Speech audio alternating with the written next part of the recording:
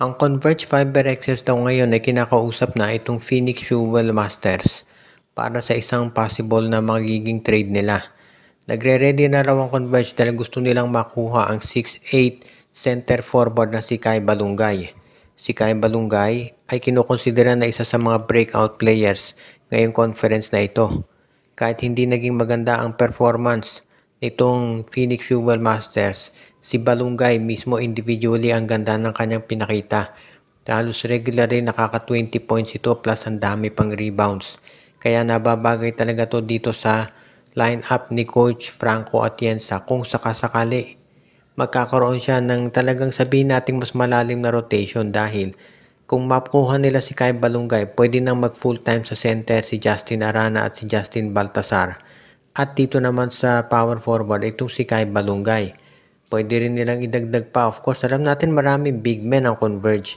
So magiging magandang addition to, magkaka-triple tower sila.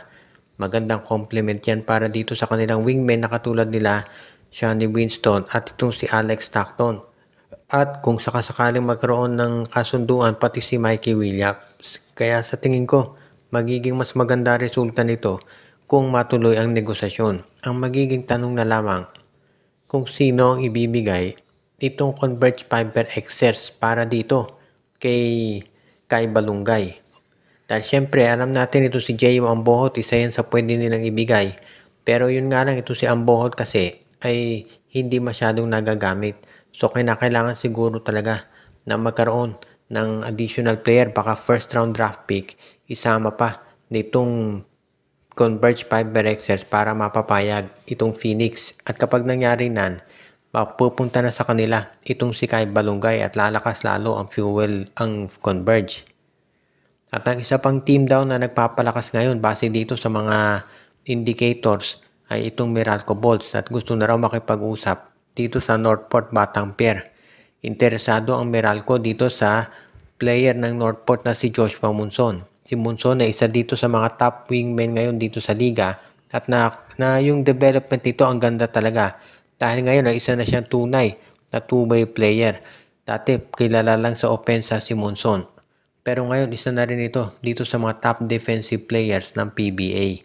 Kaya nga, ito talaga ang posibleng mangyari ngayon na itong si Joshua Monson ay magkakaroon ng magandang tsansa para magkaroon ng panibagong simula kung mapunta siya dito sa Bolts.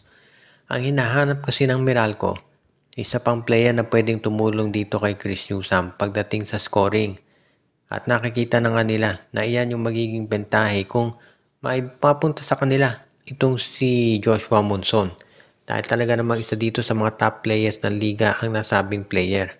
If ever talaga na matuloy ito, pwede nating masabi na isa si Joshua Monson sa magiging pinakamaganda na paglalaroan ng PBA ngayon. Dahil alam natin na itong Meralco Bolts isa sa mga mahusay na team sa liga. So kung sakasakali nga na makuha nila itong si Monson, aba, ang laking bagay niyan. Kaya dito natin talaga itatanong ngayon sino naman ang mga i-offer ng Meralco Bolts kapalit nitong si Joshua Monson. Sa tingin ko marami silang pwedeng maibigay dyan. Unang-una itong si Bong Quinto. Malamang yan ang hihilingin ng Northport Batangpier na kapalit. Kung si Quinto ang magiging kapalit, medyo mabigat yan dahil alam natin na itong si Bong Quinto ay isa sa mga top players ng PBA at patagal na yung gustong kunin ng ibang teams pero ayaw pakawalan ng Meralco. So medyo magiging matinding negosasyon ngayon.